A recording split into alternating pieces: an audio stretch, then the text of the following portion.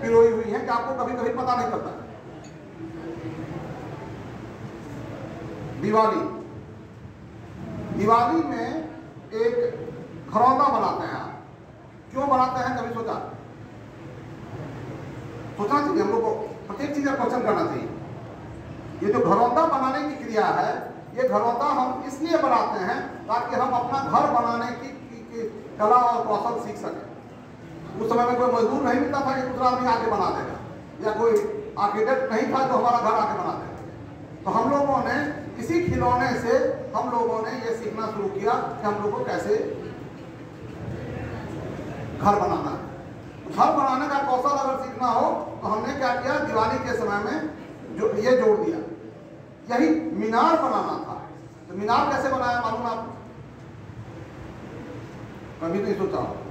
मीनार बनाते हैं ये मुहर्रम में। मुहर्रम में देखिएगा मीनारेट बनाने का, छोटा मीनारेट बनाने का ही वो पूरा प्रयोग है। प्रत्येक फेस्टिवल्स को मैं आज अभी एनालाइज नहीं करूंगा।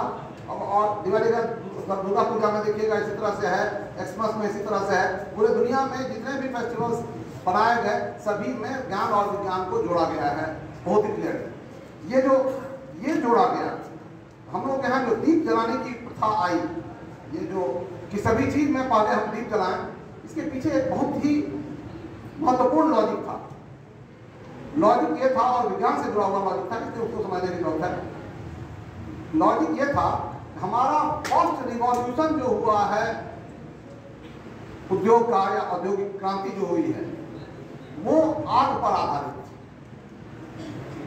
जब से हमने आग का इन्वेंशन किया, उसके बाद पहला सबसे बड़ा इन्वेंशन, इसलिए मैं मानता हूं कि आग का इन्वेंशन सबसे बड़ा इन्वेंशन था आज तक। एनर्जी को जनरेट करने का फर्स्ट प्रयास था। जब एनर्जी को जनरेट करने का हमने नया कोई भी तरीका लाया है, एक नई औद्योगिक क्रांति आई। तो पहली औद्योगिक क्रांति आई जबकि हम लोगों ने आग को लिया। अब आग लिया तो उस समय पत्थर को पत्थर से मार करके लोग करते थे। इवन हाल तक मुझे याद है कि हाल तक हम लोगों को के पास गैस लाइन नहीं होता था। हम लोग बगल के घर से अगर आग बुझ जाए हम लोग के यहाँ, तो बगल के घर से हम लोग गोईठा पर आग मांगने जाते थे। आग मांगने की परंपरा थी ये घर में। और अगर नहीं रहता था घर में भी रात में इस तरह से छोड़ दिया जाता था कि सुबह तक कुछ ये आपको चारकोल बचा रहे जिसमें कि आग लगा रहा था। ये देखिएगा, ये बहुत ही ये परंपराओं में आपके है। ये हम लोगों ने अपने जीवन काल में देखा।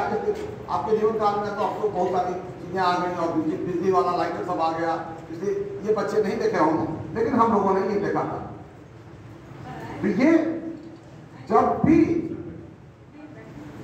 एक कहानी आती है विष्णु पुराण में, विष्णु पुराण का एक खंड है मिथिला खंड। एक बार बात बता दूं आपको, हम लोग को हमेशा, मैंने कुछ बच्चों को आज कहा भी आपके बीच में, कि हम लोग हमेशा अपने परंपराओं में जरूर जा करके देखें कि हमारा सोच क्या रहा है इस चीज के प्रति। आज जो मैं बता रहा था उस समय में, उसको मैं दोहरा दूं। हम लोग जैसे समझते थे, लेकिन उसके बाद में मैं बाद में आऊंगा, मैं पहले मिथिला खंड के बारे में बताता हूँ। तो हमारा विष्णु पुराण में एक खंड है मिथिला खंड। मिथिला खंड में एक कहानी आती है। वो कहानी ये है कि लोग पश्चिम से आए, मिथिल आए, पश्चिम से आए, और पश्चिम से जब आ रहे थे वो सदानीरा नदी, जो कि आजकल गंडक नदी कही जाती है, उस नदी के किनारे जब आए वो लोग, तो वहां पर वो उनके पास वो और कुछ नहीं लेकर के आए थे, मुंह में आग लेकर के आए थे। वैश्व वानर एक ऋषि थे वहां पर, जो अपने मुंह में आग लेने का मतलब क्या है, मतलब अपने साथ आग लेकर के आए थे।